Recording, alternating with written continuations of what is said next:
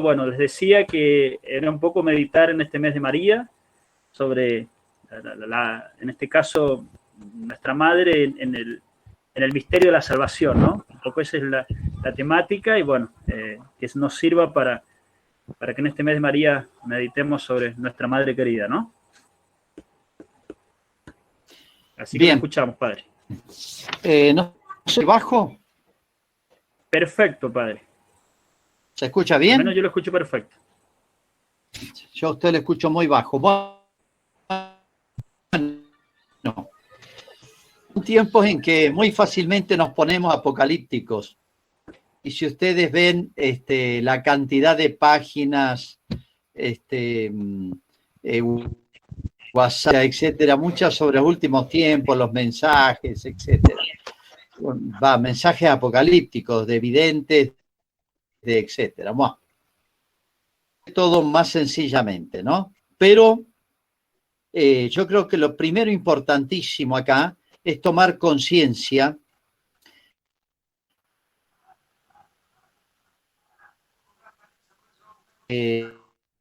cuenta la aceleración, los procesos antiguos, si vamos para atrás, eran muy lentos, los cambios culturales, cambios ideológicos, etcétera, costumbres, eran muy lentos, a veces llevaba 2 o 3 generaciones.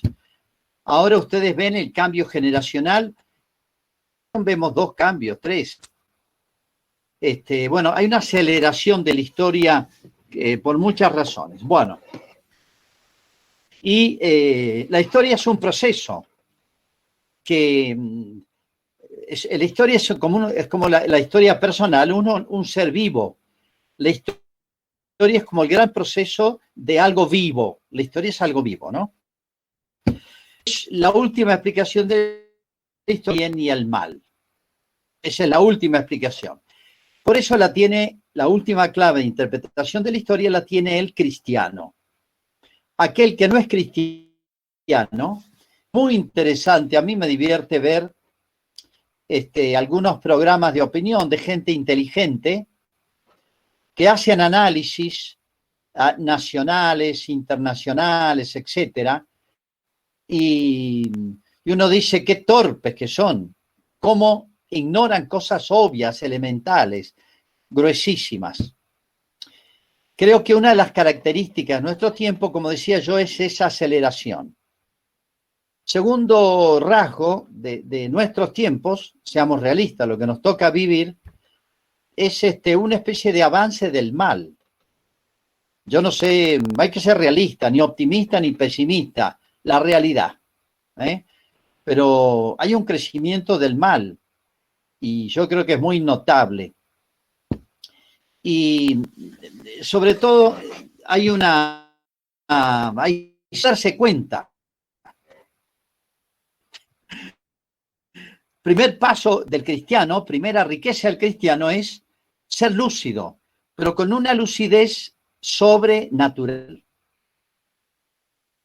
A ver, si me explico. La parábola que se leyó el domingo pasado, vieron las jóvenes necias y prudentes. A la que se refiere Jesús es ser, lo voy a traducir con otras palabras, es ser lúcido desde el punto de vista del fin sobrenatural, del punto de vista de la mirada de Dios para juzgar nuestros tiempos y para orientar nuestra conducta.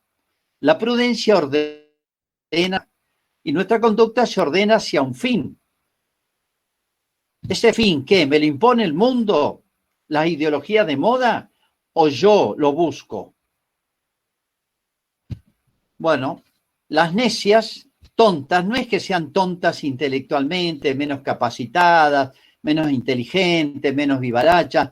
Acá se refiere a la necedad para percibir las cosas del fin último, de Dios, la mirada sobrenatural, la mirada de fe, la mirada del cristiano. Es eso. Esa es la necedad. Es tan grave esa necedad que les impide entrar en el cielo. La verdad es que es bastante preocupante y un tema grueso. Así que creo que una de las de nuestros tiempos es la necedad. Esa necedad puede traducirse, voy a usar términos bíblicos, en dos puntos, ¿no? Podemos decir la necedad intelectual, que se suele llamar sordera o ceguera. Ciego, eso lo usan mucho los profetas. Y Rafa, no puedo creerlo, sos vos desde España. Perdonen el corte comercial, no lo puedo creer. Después te llamo, qué gusto. Bueno, seguimos. La escritura habla, no se emocione, Jesús lo dice, que ceguera, sordera y dureza de corazón. Ceguera y sordera. No es que seamos ciegos físicamente, sino ciegos para las cosas de Dios. Me refiero a la fe y a los dones que purifican y elevan la fe. Entendimiento, sabiduría y ciencia. ¿Por qué porque uno tonto no sabe a quién pedirle consejo? Vieron que hay personas que no le piden consejo a nadie. Son atolondrados y tienen personas que los podrían aconsejar bien, empezando por los padres. O esa sordera puede ser leer un buen autor y eligen malos autores, eligen malos amigos, eligen. Cada uno elige el consejero, se aconseja por quien quiere, según la respuesta que quiere recibir. Bueno, esa tontera en el consejo, Santo Tomás, digo al margen, dice, es propio del prudente no saberlo todo, pero al menos saberlos y saber con quién aconsejarse. Yo no puedo saberlo todo en todos los campos. Nos tenemos que ayudar, pero es propio del prudente saber con quién aconsejarse. Si uno se aconseja por un tonto, refleja que uno es un tonto. Bueno, esa necedad que habla Cristo de los que no entraron, voy a usar la parábola, era para las cosas de Dios, pero puede ser un genio, un profesional, puede ser un premio Nobel, puede ser un periodista brillante en su carrera, exitoso en su empresa, puede descollar en muchos campos, pero para las cosas del fin último es tonto. Ceguera y sordera y dureza de corazón se refiere obviamente al amor. El único amor que eleva todos los amores, el único amor que ordena todo hombre es el amor a Dios. Quiten el amor a Dios, o sea, la vida teologal, el contacto con Dios, que es por la vida teologal, fe, esperanza y caridad, quiten el amor a Dios y queda el amor de sí mismo. Es una gran mentira y una heresía, o eso que se habla tanto hoy de esa palabra mágica con la cual quieren resolver todos los problemas. Solidaridad, la única virtud, pero sin amor a Dios. Miren, es toda una mentira. Si sacan el amor de sí, es decir, el egoísmo, es decir, la sociedad entra en conflicto. Por eso tan fácilmente prenden hoy la ideología dialéctica, o sea, oposición, lo que debe armonizarse. Debe armonizarse la relación del varón y la mujer, obviamente. Bueno, ahora está la lucha de los... Deben armonizarse los distintos grupos sociales, como ha pasado siempre en la historia. Y el cristianismo, San Pablo decía, en Cristo no hay griego, ni judío, ni esclavo, ni hombre libre, ni varón, ni mujer, somos todos uno. Cristo nos une. ¿Quién nos desune? El que no recoge conmigo desparrama. Bueno, otro síntoma: ceguera, sordera, dureza de corazón. Santo Tomás analiza esto y dice, ¿Por qué se produce la ceguera para las cosas de Dios? Sordera, para no recibir consejo ni de la iglesia, ni de un amigo, ni de la mamá, el papá o el que sea. ¿Por qué la dureza de corazón? Y dice una frase tremenda, Santo Tomás, es muy teológico esto, dice, porque Dios le sustrajo el auxilio de la gracia. Es terrible. El ser humano, desde la tentación a Adán y Eva, ¿cuál fue la tentación de Adán y Eva? Rompan con Dios, le dice el demonio. Rompan con Dios. Autonomía. Autonomía de dioses. No obedecer, esa versión tonta de la manzana y no sé cuánto, pero es una ruptura con Dios. Es no creerle a Dios, ni lo que Él me enseña, ni las promesas de Dios. Y creerle al otro. Pecado gravísimo. Bueno, esa autonomía va a definir toda la conducta de los últimos siglos y que se expresa en las ideologías de turno, que van cambiando de nombre, distintas autonomías, ¿no? O distintos grados de profundidad de autonomía. Al hombre lo dejan sin el auxilio divino. Santo Tomás dice, cuando Dios me quita su auxilio, el hombre solo pierde la vista, pierde la capacidad de amar. Ceguera, sordera y dureza de corazón. Los razonamientos. Fíjense la carta de San Pablo a los romanos. Carta de San Pablo a los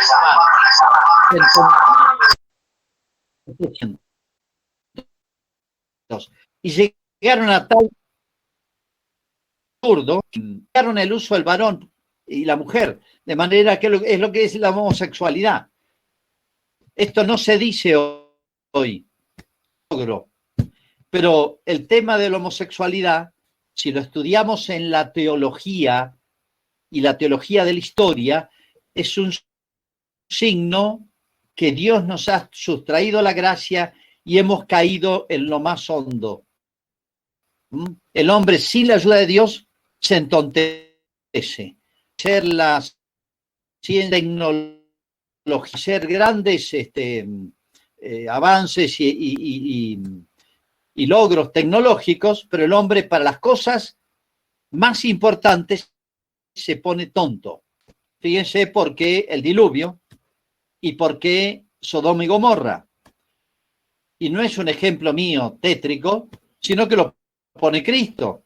En los evangelios, justamente cuando Cristo habla del fin de los tiempos, dice, será como en tiempos de Noé. Comían, bebían y se casaban, o sea, los actos vitales.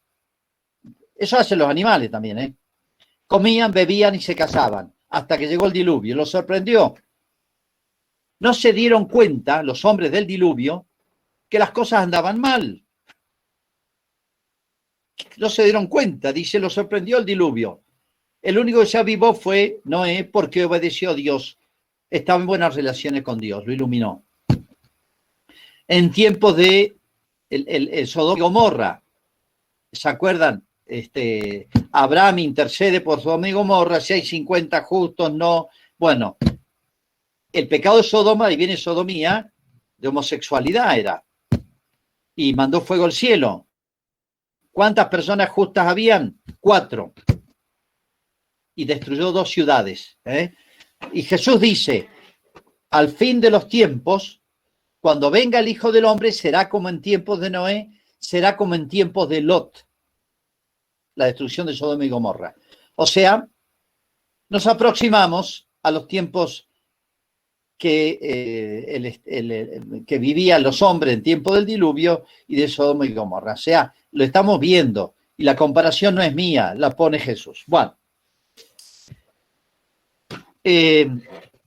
no sé si se dan cuenta, el hombre se ha vuelto estúpido, se ha vuelto incoherente, se ha vuelto ilógico. Las cosas más elementales no las ve, aún del sentido común, no digo ya natural, del orden natural.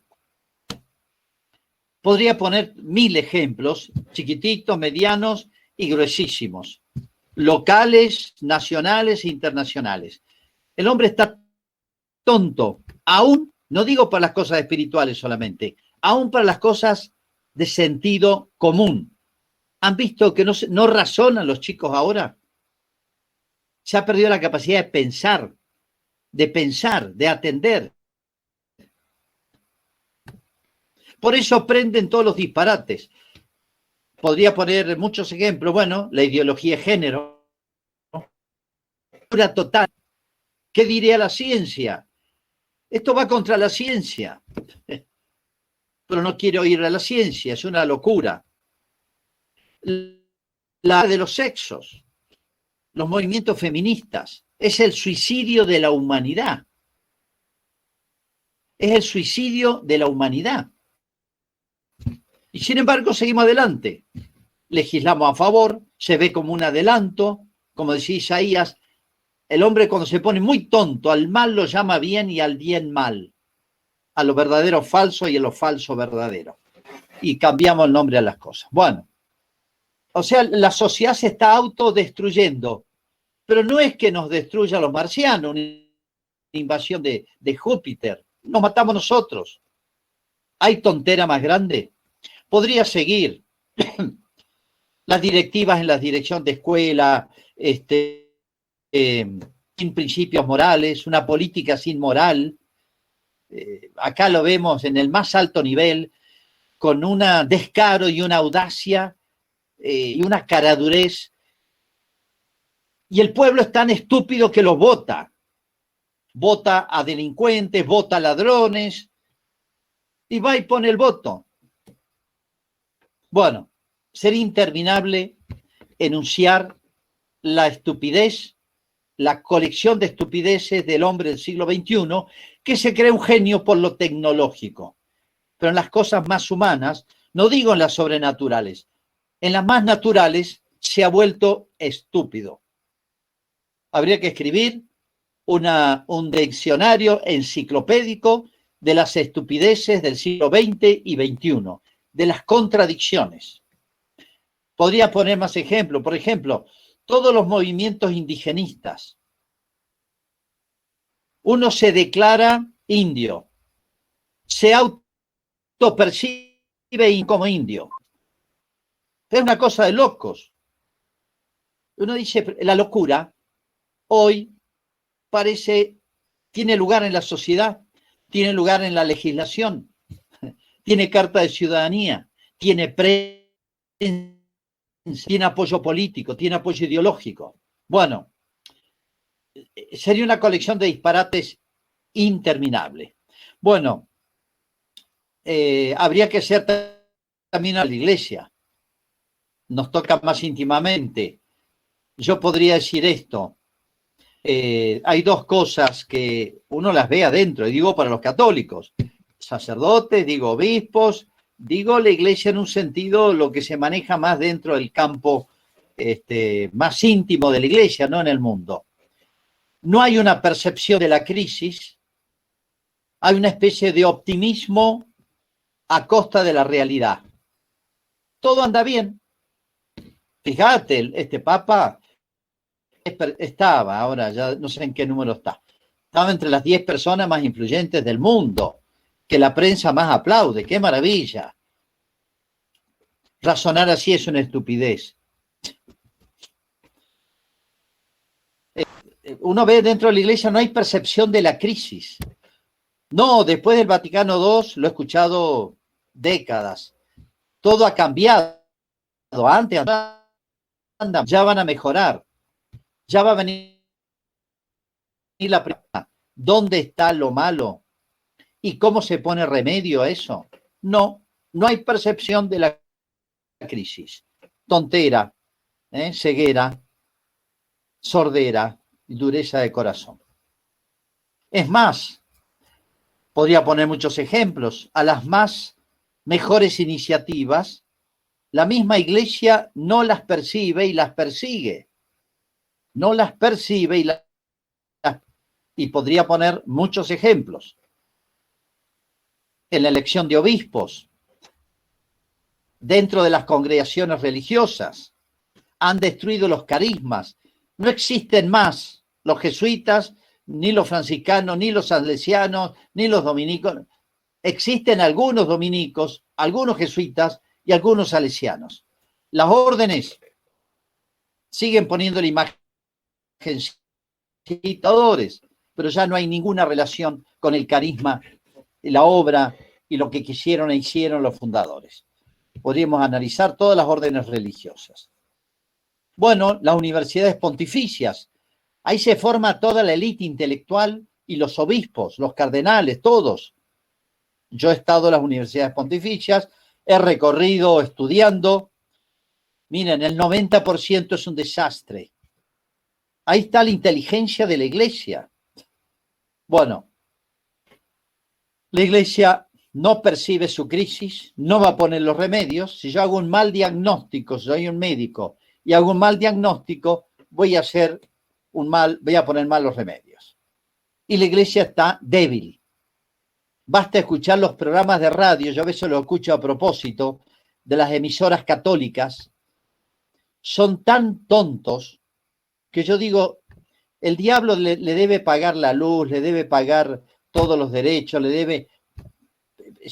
Si uno escucha esos programas, una presentación del Evangelio, de las cosas de Dios, tan light, tan sensiblero, tan que no dice nada, que los enemigos de la iglesia deben decir, con estos enemigos no hay problema, déjenlo que haga lo que quiera, este no me lastima. Con esta iglesia no pasa nada. La iglesia ha perdido la fibra, el vigor, la lucidez. ¿Cómo conquistó el mundo romano y el mundo bárbaro? Con la audacia de los doctores, de los santos, de los mártires. Bueno, se me ha ido demasiado tiempo. ¿Por qué hago toda esta introducción?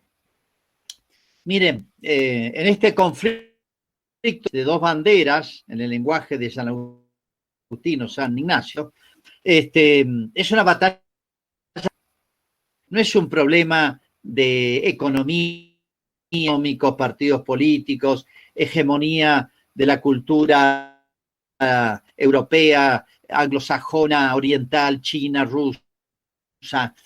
Tengan cuidado con esos análisis secundarios. No, acá hay un tema, la lucha entre las dos ciudades. Todo este análisis negativo que yo hago, obviamente es el demonio. Y el demonio tiene un solo enemigo. Miedo solamente a una persona. O diría, a dos que son uno. A Jesús y a María. Al único que le tiene miedo. Todo esto que he relatado, esta ceguera, todo esto, no es un invento mío. Lo dijo Cristo y en la última cena, ¿se acuerdan cómo lo llamó al otro? Al jefe de la ciudad del mundo. Padre de la mentira. Toda esta necedad, ceguera, al mal llamarlo bien y al bien mal, perder el sentido de la realidad, perder el sentido común, es obra del demonio. Son distintas maneras. Es la vieja tentación y con la que empezamos mal. Seréis como dioses. ¿Dónde está ese endiosado hombre que había prometido? Toda mentira, se habrá matado de risa el demonio. Bueno, la misma tentación, claro que la repite con mucha inteligencia, mucha sutileza, sigue usando lenguaje bíblico, cristiano, etcétera, usa palabras elegantes, bonitas, de moda. Estamos haciendo un camino. A mí todo este lenguaje impreciso que no dice nada. La iglesia ha perdido hasta la lucidez, el vigor, la luminosidad teológica en todo el lenguaje. Se habla de una cosa difusa y el cristianismo parecería ser un sentimiento que cada uno lo llena con la doctrina que le parece. Por eso encontramos católicos que, bueno, votan cualquier cosa, sostienen cualquier cosa, si son docentes enseñan cualquier cosa, o no saben educar un hijo, enseñarle a un hijo, esto está bien, esto está mal, y por qué esto está bien y por qué esto está mal. Bueno, el demonio tiene un solo enemigo, es Cristo. le tiene miedo a uno solo, a Cristo y a la Virgen. Es uno, son dos, pero son como uno solo. Fíjense, desde el Génesis, ella te aplastará la cabeza. Pueden haber dos lecturas, ella y él, pero es lo mismo. Él es el hijo de ella, su generación. Hasta el Apocalipsis, el capítulo 12, primer libro de la Escritura, el Génesis, último libro de la Escritura, el Apocalipsis. La mujer vestida de sol, rodeada de coronada de estrellas, etcétera, y el dragón se le plantó enfrente, iba a dar a luz a Jesús, y el dragón se le plantó enfrente. Este es mi enemigo, esta es mi enemiga, y el que va a dar a luz es mi enemigo. Y bueno, no pudo con la mujer ni con el hijo, etcétera. Bueno, fíjense, esa que a veces se nos pasa, que la Virgen le está pisando el pie a la serpiente. Le está pisando, perdón, con el pie la cabeza a la serpiente. Te aplastará la cabeza. La cabeza es lo más importante. El demonio, si le pisamos la cabeza, por así decir, la cabeza es lo principal, con la que engaña. Mentiroso y padre de la mentira. Yo soy la verdad. El espíritu de la verdad les voy a mandar en el sermón de la última cena, donde denuncia al demonio, lo llama príncipe del mundo, etcétera. Claro, y más Jesús del príncipe de este mundo, de donde viene todo lo malo, también habló del Espíritu Santo, que los enseñará toda la verdad. Bueno, yo decía, el demonio le teme solamente a Cristo y a la Virgen. No quedarse masticando, meditando, analizando solamente los males de este mundo, sino nosotros somos como Noé. Hay que ser consciente de esto. ¿Y en qué?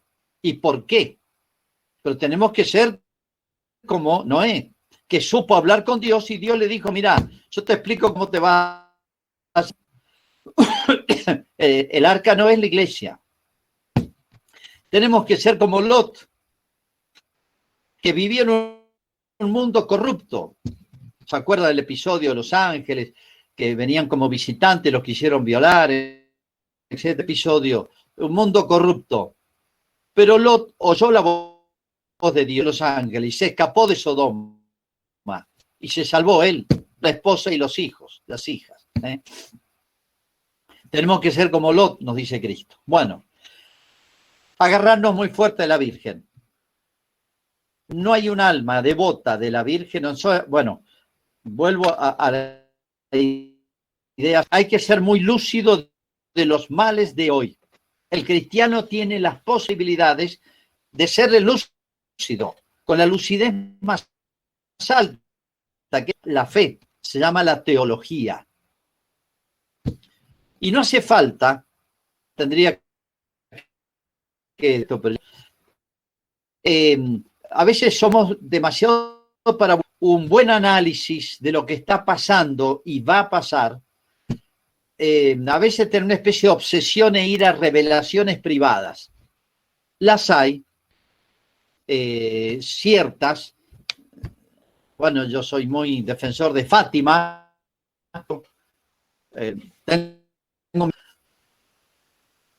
Es el gran mensaje de la Virgen para uno. Hola. Hola, padre, ahí está.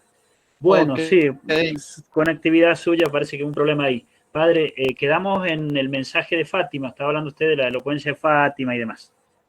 Ahí se cortó. Ya termino. No, pero estamos bien. A veces una obsesión puede presentarse, no es que no haya que evaluar lo de Faustina Kowalska, que evaluar lo de Fátima, obviamente hay suficientes razones de credibilidad que ha dado la Iglesia, pero a veces pero no nos alcanza, yo diría estos mensajes, porque nos alcanza con usar la cabeza estudiar un poco de teología, tener fe, ir a la Escritura, ir a los buenos autores. Sobra, nos alcanza y nos sobra para hacer un buen análisis del mundo que estamos viviendo, qué está bien y qué está mal, y el por qué. Caminos extraordinarios de estas revelaciones, no es que sea incorrecto acudir a ellas, pero a veces referentes exclusivos. Y bueno, hay algunas que no son tan ciertas y nos pueden llevar a cualquier lado. Yo he escuchado conferencias en estos días que hablan de que en septiembre el anticristo se iba a presentar en sociedad y ponían la fecha y pretendían apoyarse en la Sagrada Escritura en un salmo. Y cuando escuché el argumento, pobre tipo, un laico, no sabe mucha teología, pero bueno, era bueno, que se leen mucho estos canales de YouTube y tenía 100.000 visitas. Y este hombre, este laico de buena voluntad, estaba diciendo un montón de disparates, hablando del anticristo. La fecha, dónde van a ser, qué sé yo, ya tenía más datos, hasta el número de documentos, creo que está esa tentación, que es también del demonio. Entonces, hay que usar la inteligencia y acudir a las fuentes de la revelación. Sobra, alcanza y sobra. En todo caso, yo refuerzo, confirmo con estas manifestaciones privadas extraordinarias, que son veras. Bueno, sigo adelante. Los tiempos difíciles, malos, no, pero debemos acudir de una manera, por así decir, mucho más intensa a la Virgen. Mucho más bien en el plan de cuando Jesús se va al cielo, le dice, me voy, los espero, pero me quedo en la iglesia. Y la dejó a la Virgen, dejó a su madre. Según la tradición, permaneció unos 30 años con, ella vio o escuchó morir a todos los apóstoles, salvo San Juan, que por un milagro no muere, pero lo hirvieron en una olla de aceite. Pobre María, le tocaron a la Virgen, que quedó a cargo y en custodia de la iglesia. Fueron años durísimos. También San Pedro predicó y convirtió 3.000 en Pentecostés, pero ahí nomás vinieron, mataron a un apóstol ahí nomás. Los judíos les gustó, entonces siguieron la persecución. Tuvieron que huir al destierro los cristianos. ¿Se acuerdan? Se fueron a Antioquía y después se desparramaron. A San Pablo lo matan. Zafó una vez, pero la segunda no. Los tiempos de María, a 311, con el edicto de Milán y la conversión del emperador, la iglesia vivió un prolongado martirio. Por eso Jesús dejó 30 años a su madre, cuídame la iglesia. Yo voy a quedarme, pero escondido. Iglesia. María quedó a cargo de la iglesia. Por así decir, yo diría esto, la iglesia fervorosa, la iglesia apostólica, la generación apostólica, las persecuciones a quienes la frenaron. Fíjense que la iglesia en los 300 años de persecuciones, prepararse para el bautismo era prepararse simultáneamente para el martirio, las dos cosas. Hoy impensable acá. Bueno, y en esos años duros la iglesia creció. Bueno, los 30 primeros, que fueron de persecuciones de los judíos, y empezó el martirio en Roma, acuérdense, estaba Nerón, la primer persecución de Nerón, probablemente haya sido los últimos años de María. En la persecución de Nerón, ahí muere San Pedro, parecía que la iglesia se aniquilaba. Fíjense la oración más antigua que existe a la Virgen, y es del año 100 y pico, 150, 160, y se encuentra muy difundida en muchas lenguas. Es una oración que se ha perdido un poquito.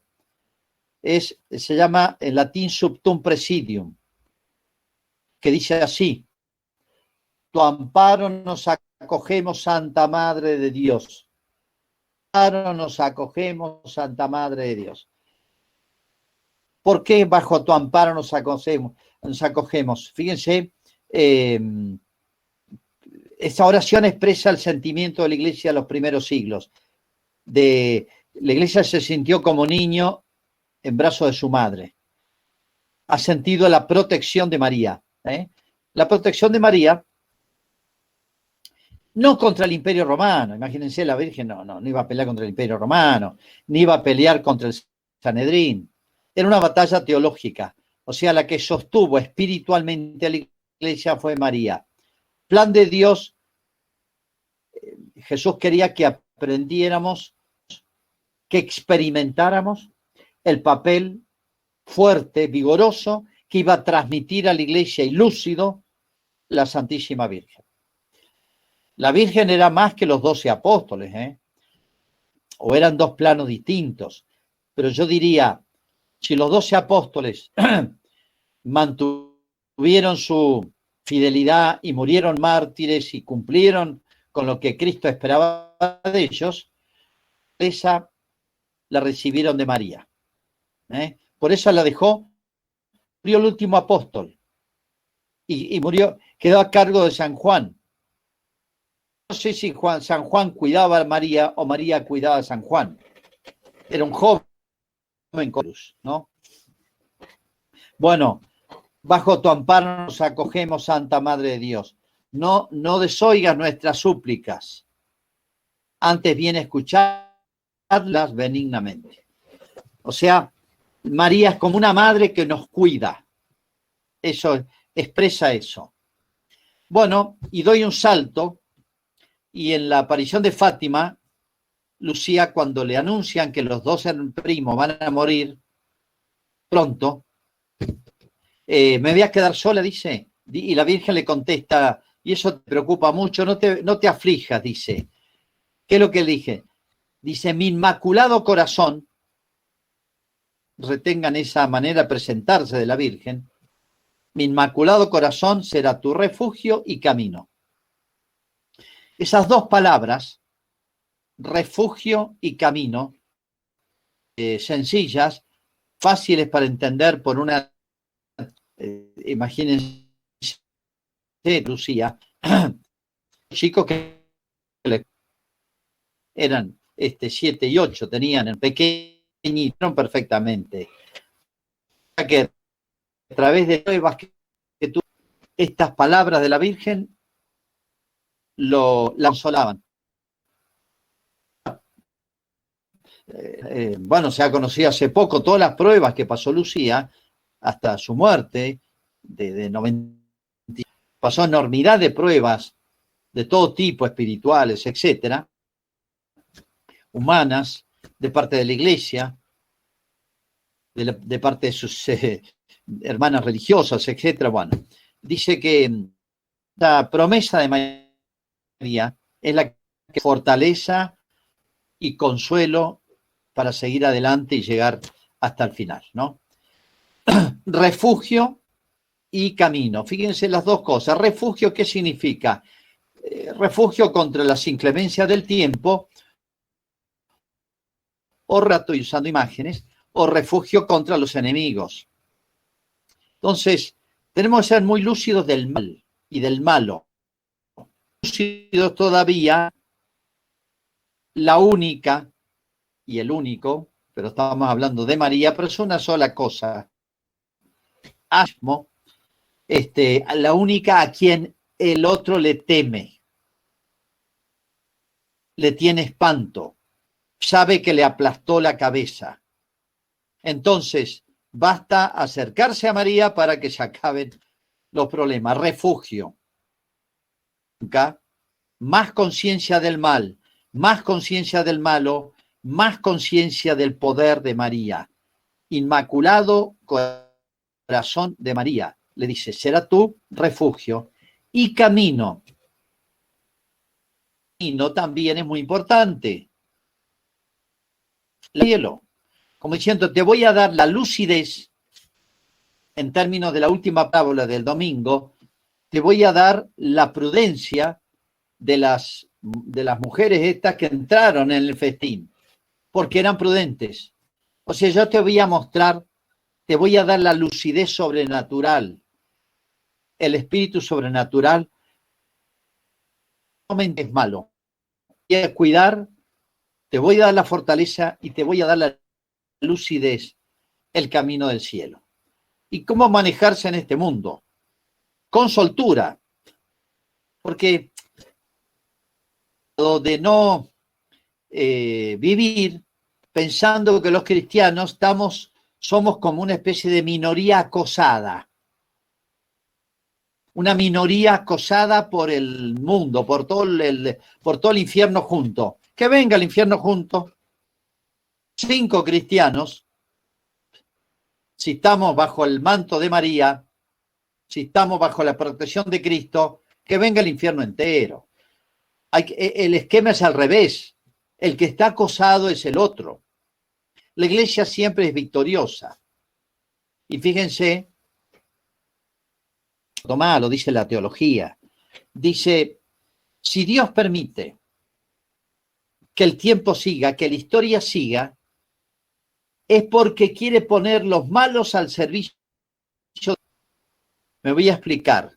No es que nosotros estemos al servicio de los demás.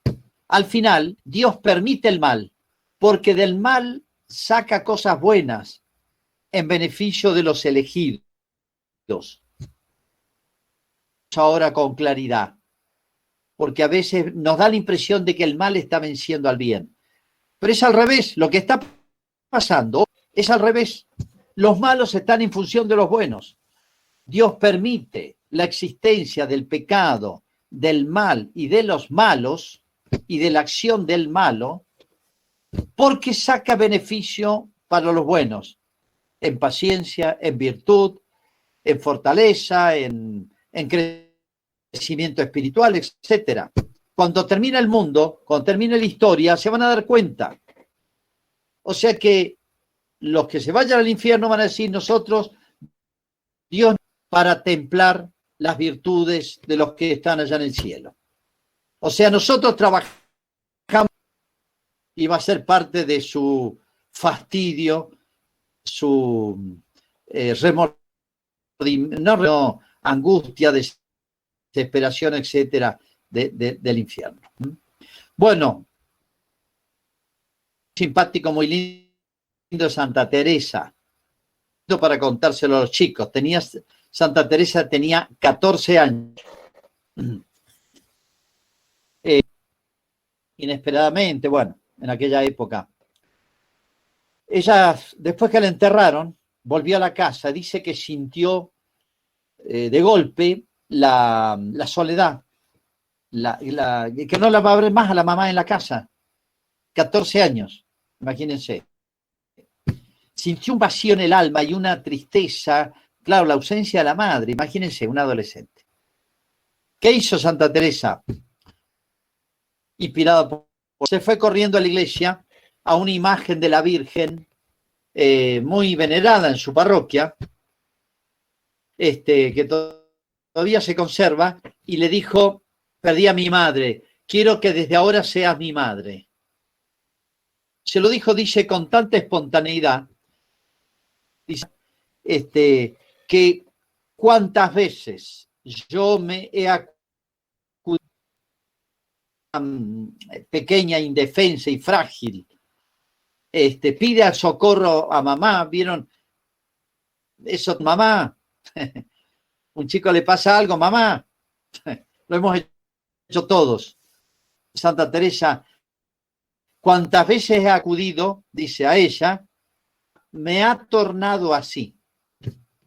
O sea, se ha mostrado como madre, me ha tornado a ella, o sea, me ha puesto, me ha levantado en brazos, digamos.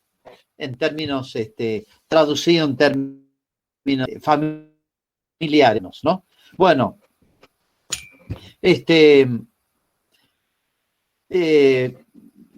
un par de veces se cuenta el Evangelio de San Lucas que ante algún episodio así especial, el anuncio del ángel, o cuando Jesús se queda en el templo y lo buscaban, etcétera, dice una frase muy significativa, dice que María guardaba estas cosas meditándolas en su corazón. Guardaba estas cosas, o sea, las cosas de su hijo, obviamente, son cosas de la vida, y en este caso de una manera única, ¿no? Pero bueno, Jesús no está solo, nosotros estamos pegados a Jesús, se llama el cuerpo místico, somos un ser vivo con Jesús, estamos pegados a Él. Bueno, podemos decir esto, María nos guarda en su corazón.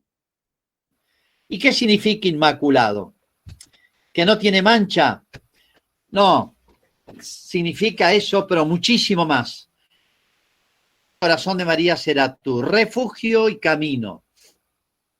Que María no tenga pecado, sí, es verdad, ni original, ni mortal, ni venial.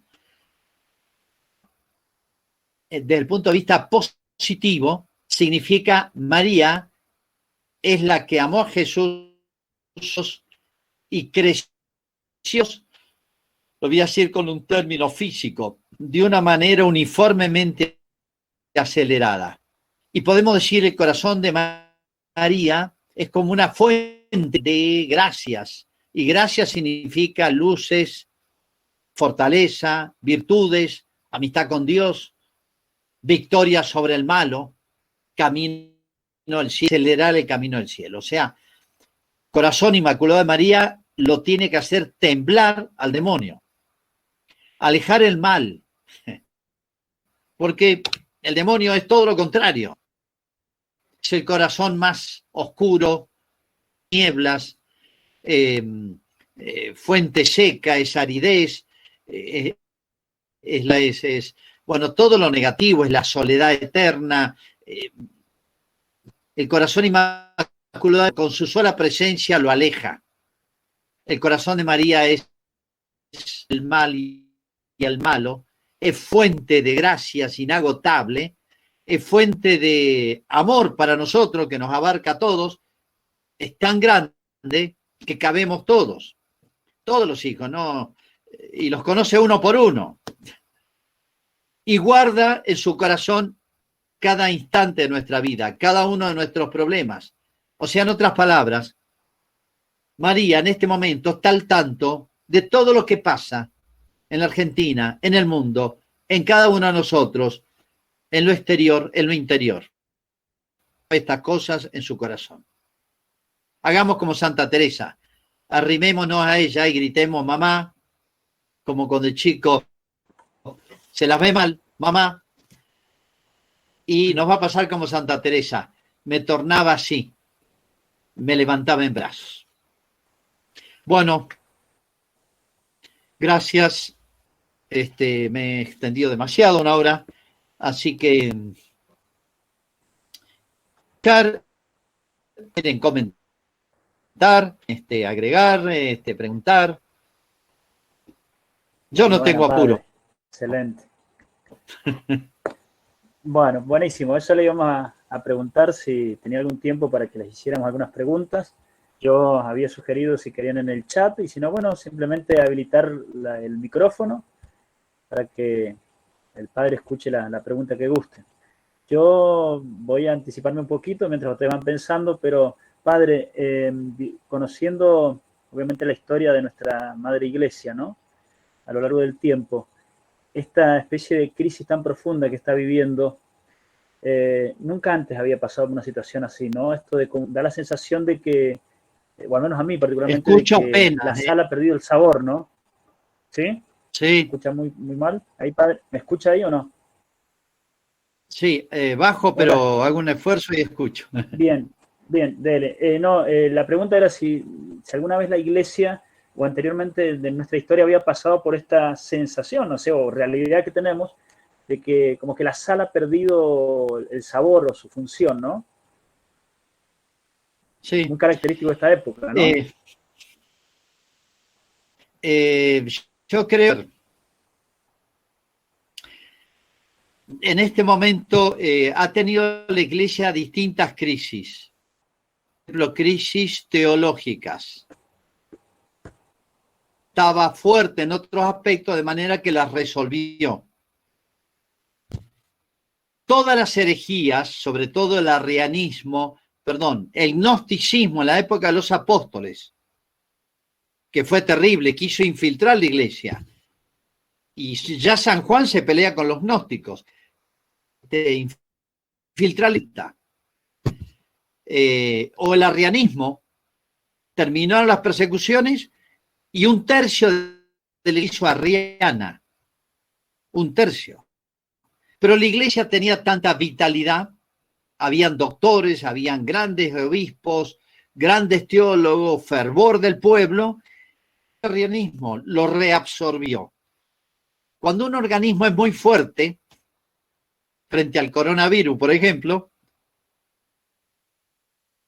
es con mucha mella. Si uno tiene un organismo débil, órganos más débiles afectados, lo mata o lo voltea. Bueno, uno ve corregir, sanear todas las herejías. Y vienen algunas bravas. Desde el protestantismo ya no tuvo fuerzas. O sea, hay un progreso. Y hay un avance del mal. Bueno, y ese avance del mal ahora es como si se hubiera penetrado dentro de la iglesia. Y nos ha infiltrado, nos ha contaminado la sangre. Esto es nuevo. Esto no es mío. Esto lo dice el Papa San Pío X, la famosa herejía inmanente, en el 1900 lo dijo.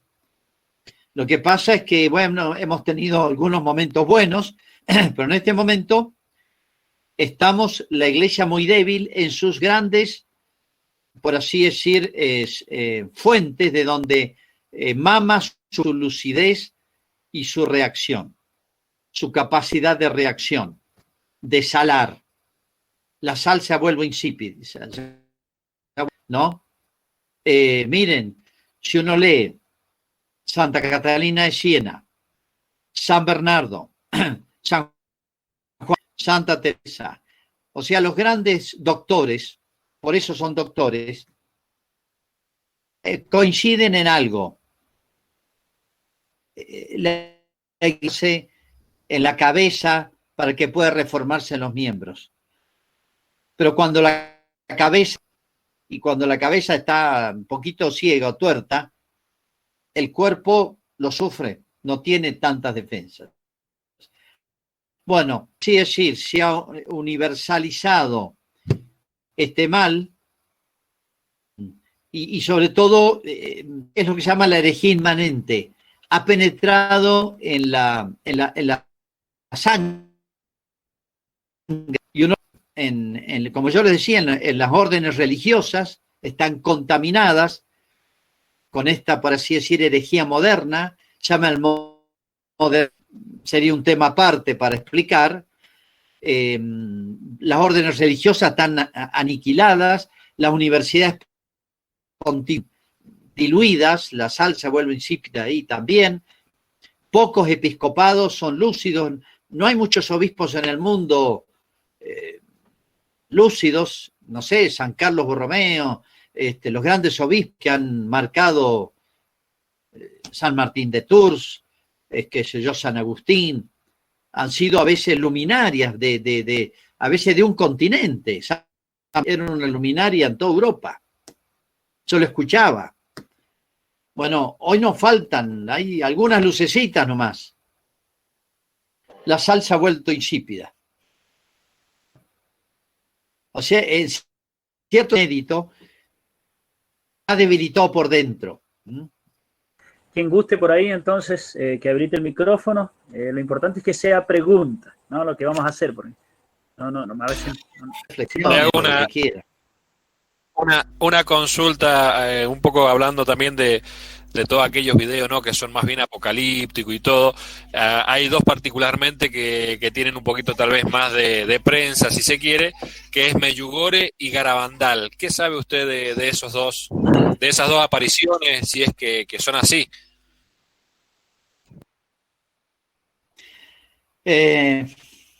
Bueno, mira, a ver.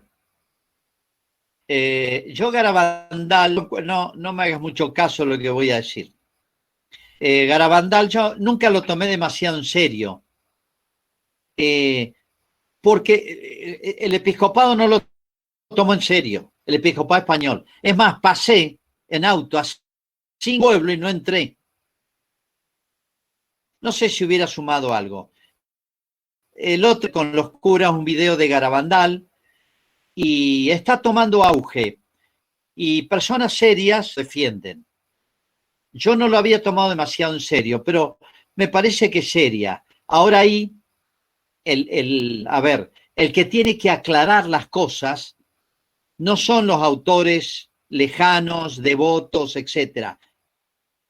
La iglesia es jerárquica, es el obispo del lugar y la conferencia episcopal, como hicieron en Fátodes, pero bueno, no se lo tomó en serio el episcopado español ni el obispo, porque hablaba muy duro de los sacerdotes. La Salet estuvo 120 años frisado hasta Juan Pablo II, porque la Virgen había dicho que el clero era la cloaca de la iglesia.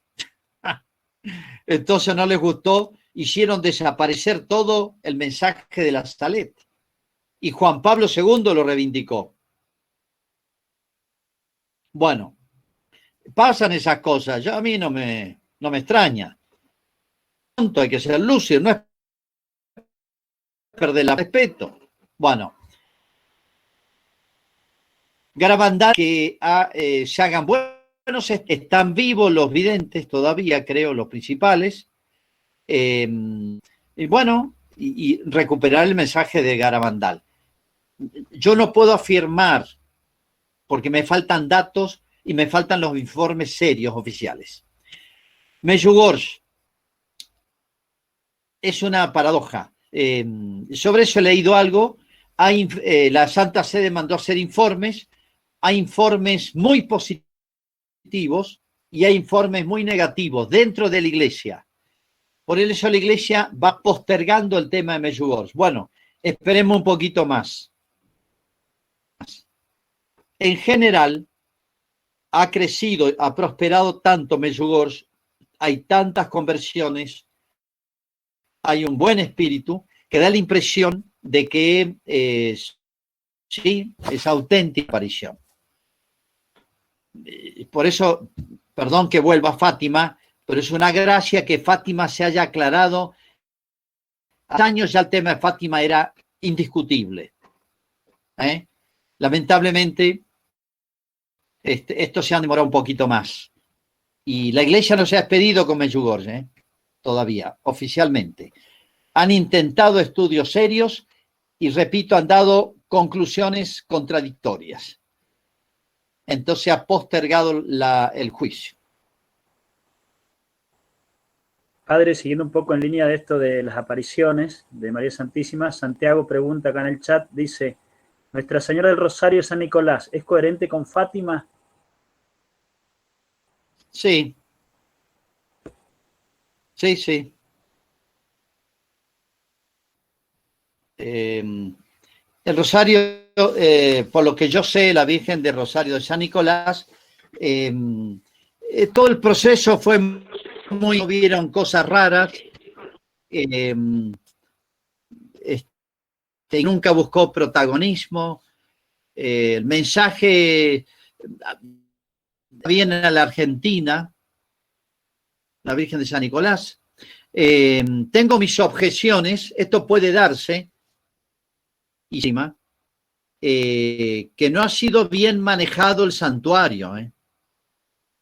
En una época estuvo muy bien manejado porque hubo un rector muy bueno. Puede pasar en los santuarios. Les cuento una anécdota, si no se escandalizan. Yo estaba en Fátima Yo he ido varias veces. Hablaba mucho con un sacerdote húngaro que era el postulador de la causa de Francisco y de Jacinta.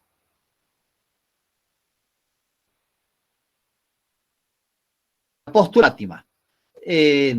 Justo el Juan Pablo II hacía unos años, hacía 2 años en concreto, había hecho consagración a la Virgen de Fátima después del atentado, ¿no?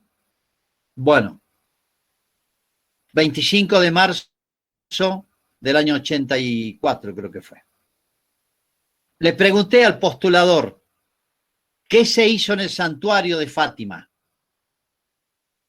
Y me dijo esto, ni siquiera se transmitió en directo. ¿Escuchan? En el santuario de Fátima. La consagración la hizo el Papa en la Plaza San Pedro, porque el rector del santuario es masón. Porque como era en una mezcla de castellano, portugués, italiano y húngaro, nos entendíamos, pero espere, le entendí mal. Masón, ¿sí? De la masonería. Sí. Bueno, yo masón en el sentido técnico de la palabra, afiliado a la masonería, porque en Europa se dice masón por decir, es un hombre, no sé, indígena. Bueno. El Papa consagró lo que había pedido la Virgen en la Plaza San Pedro después del atentado, con una acción hermosísimo, y no se ignoró el hecho. Bueno, pasan esas cosas. No sé a qué venía esta observación. Estaba analizando el tema del santuario de San Nicolás y ahí se acordó el ejemplo. Sí. Bueno, sí. El San Nicolás es un santuario fantástico en el sentido de las cuestiones que hay, el espíritu con que van, con que vuelven, el sacrificio, más allá de que es gigantesca, como Luján. Eso es fantástico, pero acá hay un aporte humano que hay que hacerlo de la Virgen sola. Y es llevar bien. Bueno, en una época había un muy buen rector y está muy bien llevado todo. Las confesiones, la liturgia, bueno, todo lo que constituye el santuario. Atención de los peregrinos, el venden, los folletos, todo lo que es la vida del santuario. Bueno, hoy es pobre y a mí me da pena porque, bueno, los hombres echamos a perder las cosas de Dios. Pero bueno, es un lugar de gracia, sí, indudablemente.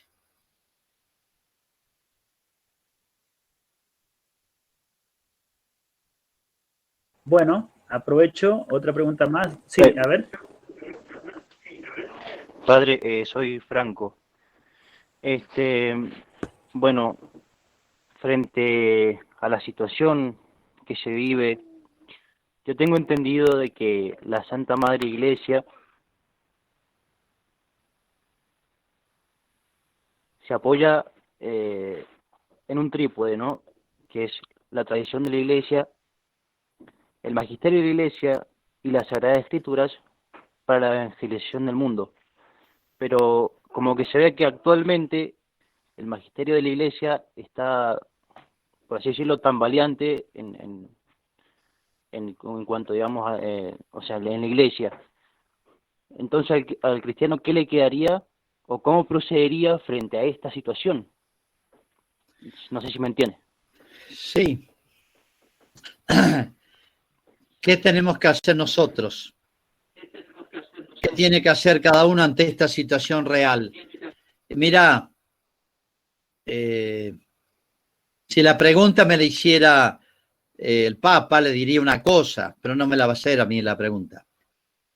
Si la pregunta me la hiciera un cardenal, le diría otra cosa. Si la pregunta me la hiciera el obispo, si me la hiciera un sacerdote, otra cosa. Bueno, pero hay algo en común. Sé un buen cristiano. Y cuando digo un buen cristiano, digo una persona lúcida, un cristiano. Tenemos que ser, por así decir, los testigos de Jehová, que siempre estamos haciendo sermoncito a cuantas personas se nos cruzan enfrente, siendo los mejores en lo que hacemos.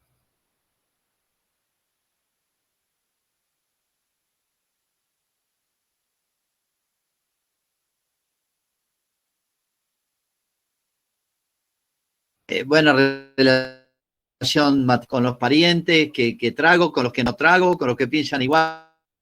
Yo diría, lo que diría un buen cristiano es vida virtuosa y deber de Estado. Es muy importante el deber de Estado. No basta ser piadoso, digamos. Hay que ser, yo siempre les digo, los mejores en todo, ¿no? En lo que uno haga, que sea el mejor. Además, porque nos ponen la lupa, les aviso. Nos ponen la lupa a nosotros. A otro le deja.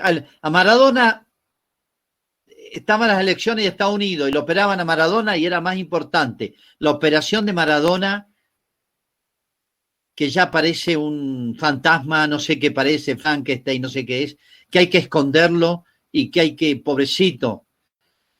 Hay una multitud ahí y la mitad de la prensa pendiente de Maradona. Dígame si no es la tilinguería llevada a la estupidez. Bueno. Le perdonan todo a Maradona. No, creo que no hay pecado capital que no haya Maradona. Pobre. Lo digo porque es público. No es que se haya confesado. Lo digo porque es público, pobre Maradona. Y le perdonan los 7 pecados capitales a él. Probablemente a mí no me perdonan. Enseguida le ponen la lupa y lo sacan, o a ustedes, mirá, este está todo el día en la iglesia, y míralo. Así que le van a poner la lupa. Es bueno eso, que nos ponga la lupa, pero que no.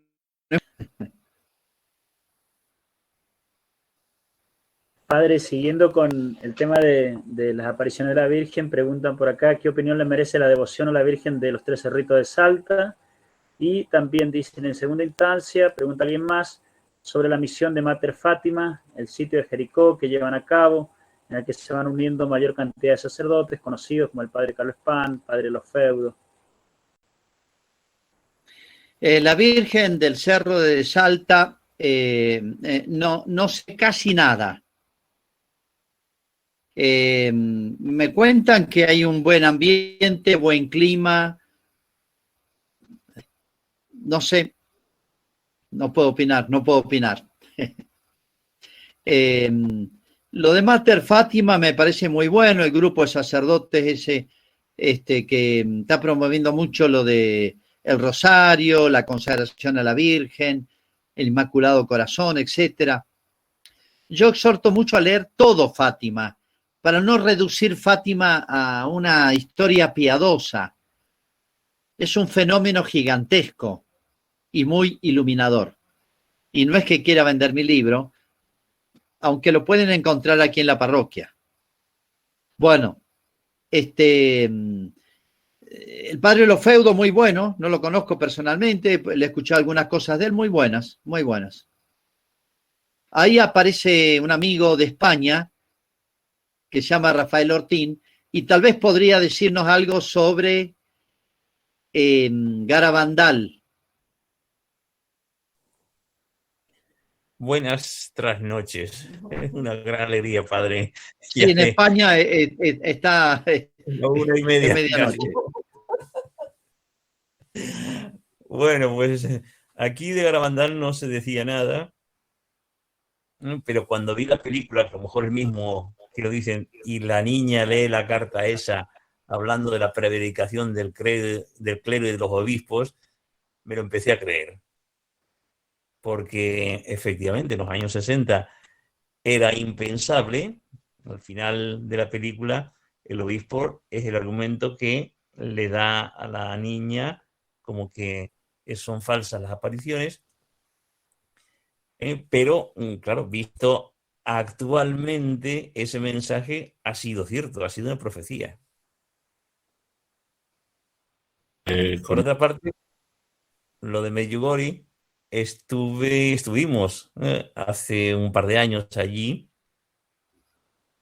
y yo pues fui con cierto escepticismo, ¿no? Desde luego que sí, pero cuando uno llega allí y ve que en una simple parroquia hay un movimiento de gente rezando, una hora de adoración, 5.000, 6.000, 7.000 personas, una explanada inmensa llena de gente rezando el rosario, con la lluvia que nos pilló, la iglesia llena por todas partes, silencio, un verdadero santuario, una simple parroquia. O sea que ahí la Virgen está.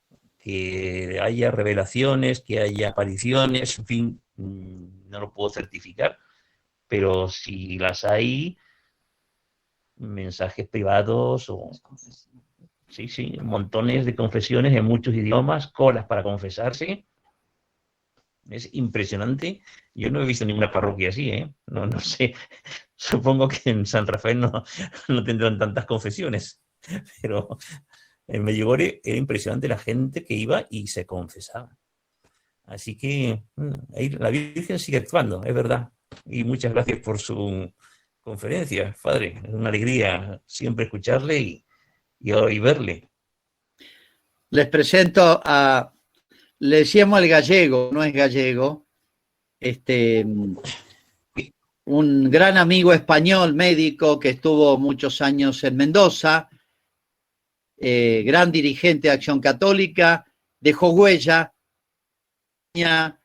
se casó con una española muy buena, capaz que esté ahí, no la he visto, y bueno, nos hemos visto un par de veces en España y una alegría, Un par de veces en Argentina, ¿no? gran militante católico. Seguimos. Un verdadero israelita, un verdadero español. Seguimos, en matrimonio y familia, seguimos. Seguimos. El espíritu de Paraná continúa. Así, bueno. Bueno, padre. A dormir. Buenas noches. Le doy un abrazo para todos. ¿Le parece que vamos haciendo muchas gracias? La última, padre, para ya ir cerrando, ¿les parece? Bueno, ya ha tenido sí. Su propaganda ya ha generado efecto. Preguntan acá, ¿dónde pueden conseguir su libro? Depende de dónde pregunten. María Estefanel, no sé dónde será, que lo ponga ahí en el chat y le damos el dato. Bueno, habían preguntado también alguna reflexión sobre el tercer secreto de Fátima, ¿sí? Si puede ahondar un poquito. Bueno, está bien, ya sabemos que está en su libro, pero bueno. La tercera parte del secreto, en realidad, porque tiene unidad. Las tres partes fueron comunicadas en distintos momentos. Se podrían decir bastantes cosas. Bueno, Lucía pidió que se revelara en el año 60. Lo leyó Juan 23 y quiso revelarlo porque había convocado el concilio. Y la tercera parte del secreto es terrible en el sentido de, bueno, creo que la conocen, es un cuadro de muerte y de destrucción, de como una gran ciudad aniquilada. Como es una imagen muy dura y el Papa vaya de la iglesia hacia la cruz y van cayendo obispos, laicos, de todo. Bueno, y justo el Papa había convocado el concilio, no quiso que eso influyera en el concilio, porque además, cuando se convoca al Vaticano II, se le dio un tono muy ecuménico. Era como el fondo. Esto fue un grupo de presión que hizo mucho daño, porque evitó que el concilio hablara más claro, porque el concilio quería hacerse comprensible y legible y aceptable para los protestantes, los ortodoxos e incluso los comunistas. Y la Iglesia hizo un pacto con el Partido Comunista Soviético porque la Iglesia quería que vinieran como observadores los obispos ortodoxos rusos. Era una presencia muy significativa. Los obispos ortodoxos de la religión ortodoxa rusa. Claro, el Partido Comunista en esa época vendó la Unión Soviética, en la década del 60. Y pusieron como condición que nunca hablaran mal del comunismo. Si ustedes leen el concilio, jamás habla mal del comunismo. Y estaba ocurriendo en la Unión Soviética la persecución más atroz de la historia de la humanidad. Pero había un pacto de no condenación, que muchos obispos se enojaron. Entonces, la tercera parte del secreto es dicho con palabras de Ratzinger, cuando lo reveló Juan Pablo. Es una muestra del poder aniquilador de las ideologías marxistas, en concreto, las ideologías modernas, sobre todo marxistas. ¿Y por qué el año 60? Porque en el año 60, dijo Lucía, ¿por qué el 60? Porque en el 60 se va a hacer más visible, más palpable, más comprensible esta parte del secreto. Porque el marxismo ya había empezado en el año 17. Ya había generado la revolución, bueno, en Portugal. En Portugal, parte de los conflictos de Portugal eran por el influjo de la Unión Soviética en Portugal. Y bueno, ahí le gana la mano la Virgen, se puede decir. Bueno, después las ideologías, acuérdense que influyen en la Revolución Mexicana. Después la guerra civil, gritaban viva Rusia ahí. Y Lenin quería tomar Portugal, el plan de Lenin era Portugal y España. Imagínense a Rusia allá y Portugal y España era una tenaza para Europa. En otras palabras, el marxismo parecía imparable. Desde el punto de vista militar, político, había un equilibrio de fuerzas, y desde el punto de vista ideológico, el liberalismo no tenía ninguna idea que proponer. Acuérdense de la Guerra Fría, acuérdense, en el 59 cae Cuba. El Concilio Vaticano II en América es Medellín. En Medellín no habla del problema cubano. Estaban aniquilando la iglesia en Cuba. Ahí enfrente, en Colombia, se reúne Medellín. Nunca se habla contra la ideología económica, pero jamás se habla, no digo de Cuba, ni del sistema ideológico marxista. Bueno, Fátima era molesto. El tercera parte del secreto más molesta. Se quiso omitir. No se hizo la consagración de Rusia, se dio a conocer la tercera parte del secreto.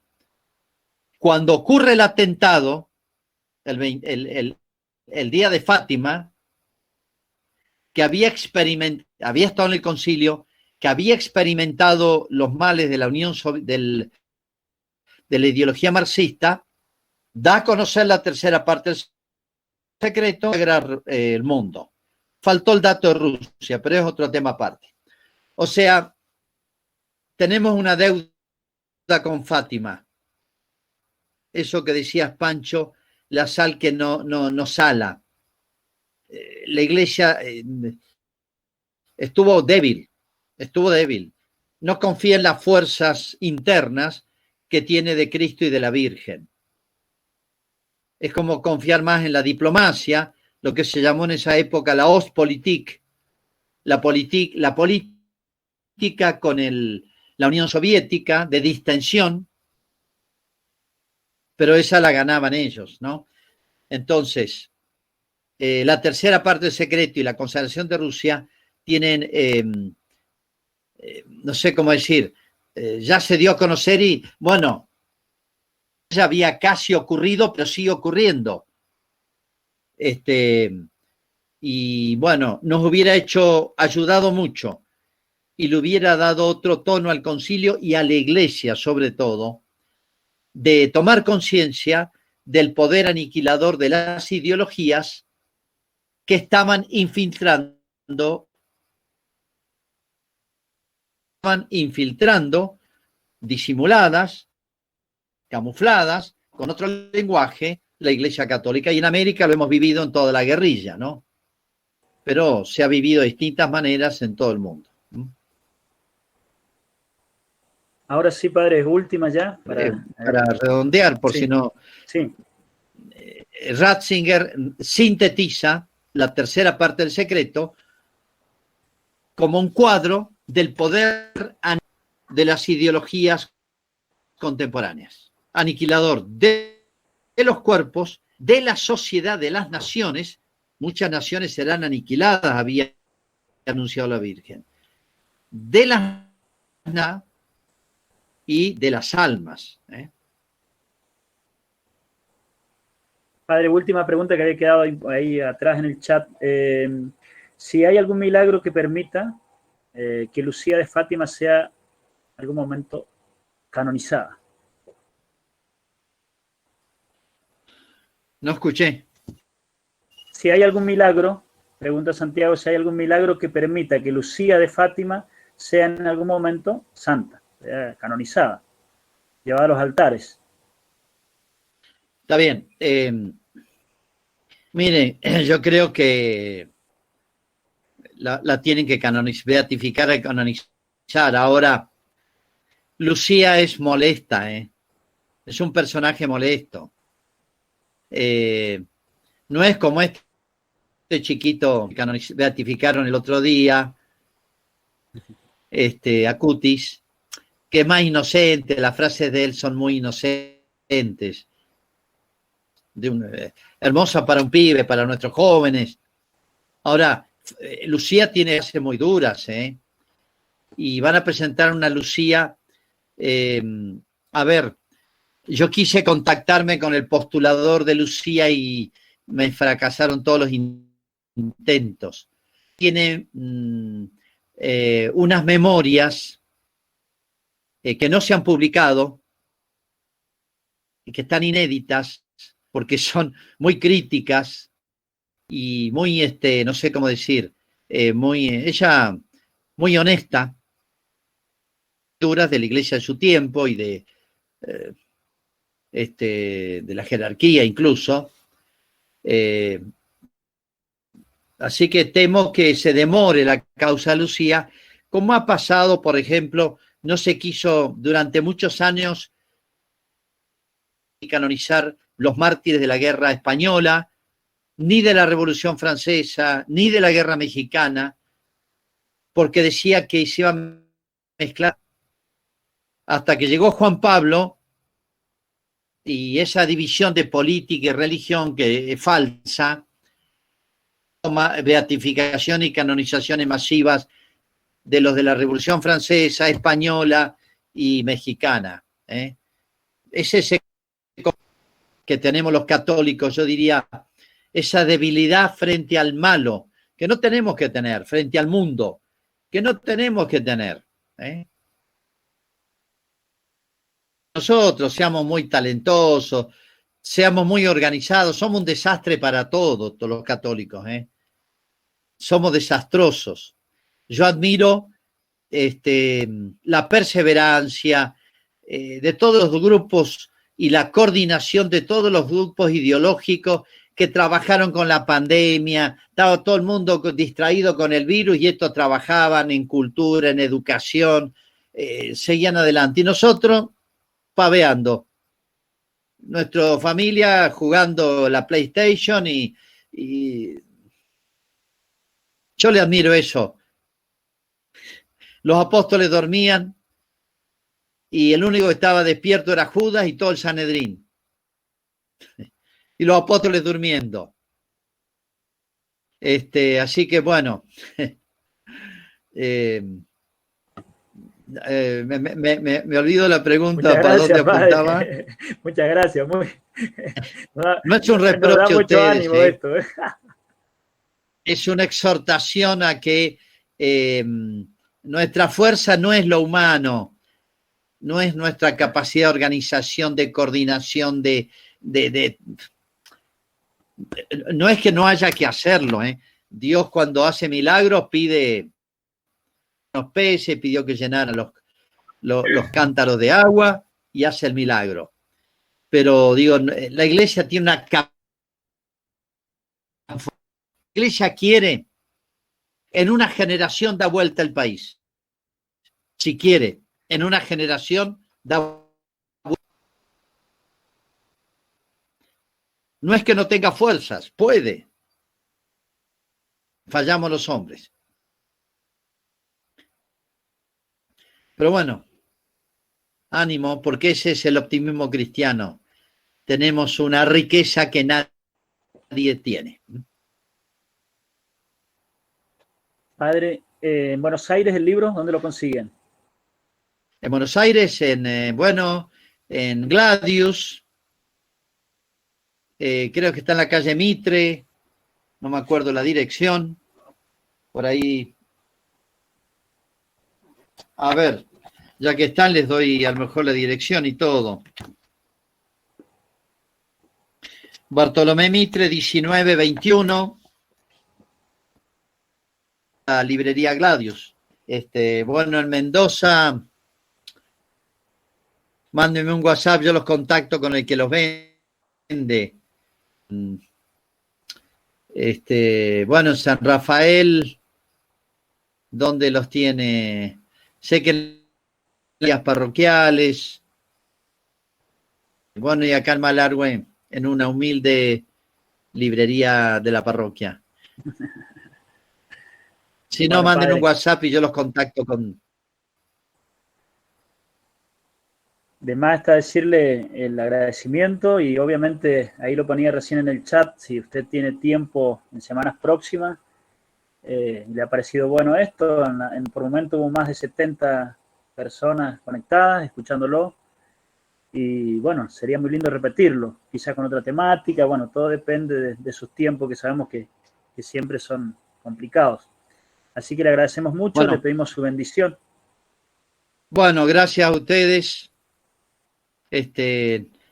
Bueno, no pedo público. Bueno, y bueno, que todos estos males que nos tienen medio paralizados, medio frenados en tantas cosas, no frenen nos haga crecer espiritualmente, y Dios permite el mal porque saca cosas buenas.